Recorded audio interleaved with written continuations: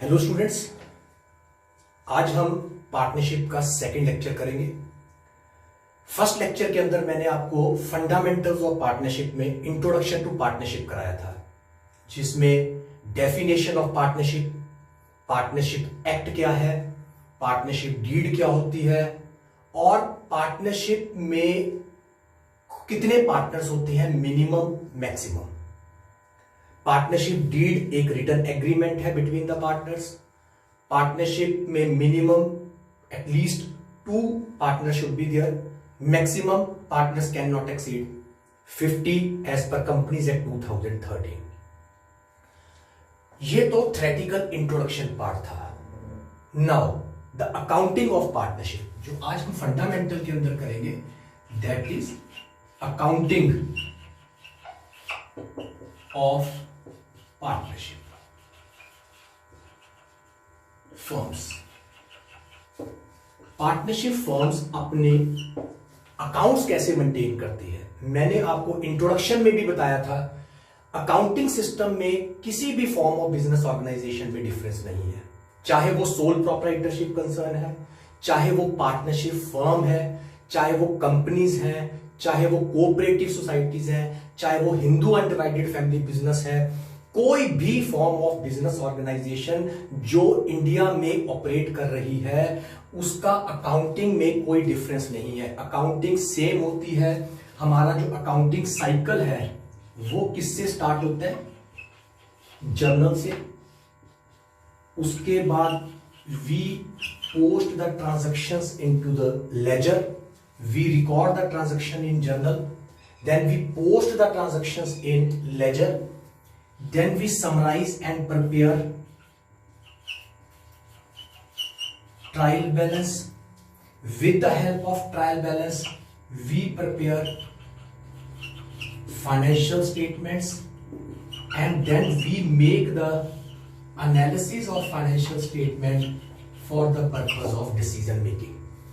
चाहे soul proprietorship concern है, चाहे वो पार्टनरशिप फर्म है और चाहे वो कंपनी है, उनका अकाउंटिंग का जो साइकिल है वो जर्नल से शुरू होके एनालिसिस तक ही खत्म होता है। तो डिफरेंस कहां है, जब हम फाइनेंशियल स्टेटमेंट्स बनाते हैं तो सोल प्रोप्राइटर में हम trading, profit and loss account और बैलेंस शीट बनाते हैं, लेकिन जब हम पार्टनरशिप फर्म बनाते हैं, उसका अकाउंटिंग सिस्टम करते हैं, तो उसकी फाइनेंशियल स्टेटमेंट में trading, profit and loss account, एक एक्स्ट्रा स्टेटमेंट बनती है जिसे हम बोलते हैं profit and loss appropriation account. Appropriation means distribution. Sole proprietor में क्यों नहीं बनाया था, पार्टनरशिप फर्म में क्यों बना रहे हैं P&L एप्रोप्रिएशन? सोल प्रोप्राइटर में सिंगल ओनर था, जो भी net profit after meeting all expenses and statutory liabilities, सारा नेट प्रॉफिट सोल प्रोप्राइटर का था, जो उस नेट प्रॉफिट को अपनी बैलेंस शीट में कैपिटल में ऐड करके ले जाता था।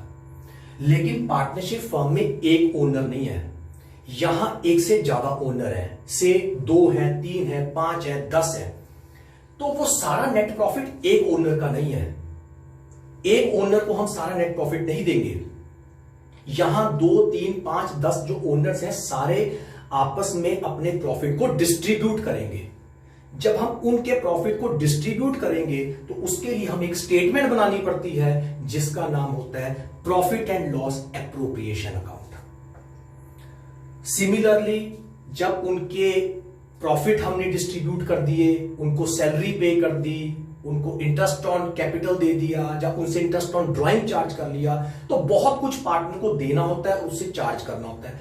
तो उन सारी आइटम्स को हम एक सेपरेट अकाउंट में ट्रांसफर कर देते हैं जिसका नाम होता है profit and loss appropriation account. फिर हमें कैपिटल भी 2, 3, 4 पार्टनर हैं, तो कैपिटल अकाउंट भी सबके सेपरेटली बनाने पड़ेंगे। तो हम 2 स्टेटमेंट एक्स्ट्रा बनाएंगे, 1 P&L appropriation account, 2 capital account of each partner separately. उसके बाद कैपिटल के बैलेंसेस हम बैलेंस शीट में ले जाएंगे और हमारी बैलेंस शीट टैली कर जाएगी। So journal, ledger, trial balance, financial statement analysis का जो अकाउंटिंग साइकिल है ये सेम है, सिर्फ फाइनेंशियल स्टेटमेंट में थोड़ा सा हमें एक्स्ट्रा स्टेटमेंट बनानी पड़ेंगी और वो आज हम डिस्कस करते हैं। तो आज जो हमारा टॉपिक है that is financial statements of a partnership firm, final account जिसे हम बोलते हैं। This is final account of partnership firm. कौन कौन सी स्टेटमेंट्स बनाएंगे? सबसे पहले बनाएंगे ट्रेडिंग अकाउंट, फिर बनाएंगे प्रॉफिट एंड लॉस अकाउंट, फिर बनाएंगे profit and loss appropriation account, फिर हम respective capital account and the last is balance sheet. Sole proprietor में हमने ट्रेडिंग, P&L और बैलेंस शीट बनाई थी, या हम दो स्टेटमेंट एक्स्ट्रा बनाएंगे। ट्रेडिंग P&L जब तक हम इनकी बात कर रहे हैं इनमें कोई डिफरेंस नहीं है, सेम है। देखें कैसे बनता है trading account.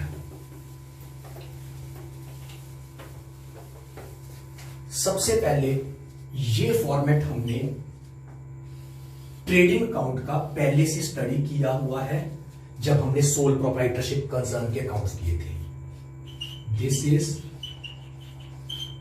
Trading account for year ending 31 March. इसके अंदर सेम हमारे पास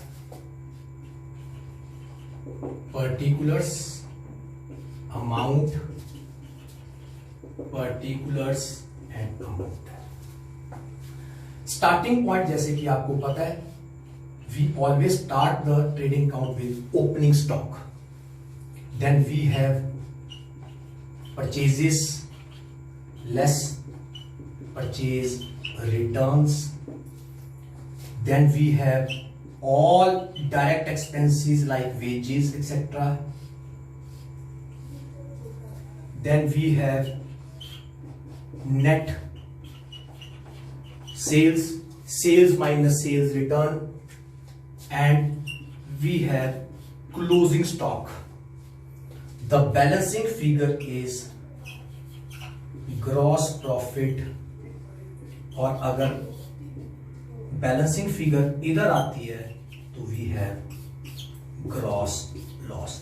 with the help of trial balance we prepare trading account and determine the gross profit और gross loss of the partnership firm. आपको +2 के अकाउंट्स में trading account बनाना नहीं आएगा, ये सिर्फ आपकी क्लैरिफिकेशन के लिए। आपको P&L appropriation and capital account balance sheets बनानी है, लेकिन जब तक आपको कंसेप्चुअल क्लैरिटी नहीं होगी आप P&L एप्रोप्रिएशन और बैलेंस शीट तक नहीं पहुंच पाएंगे।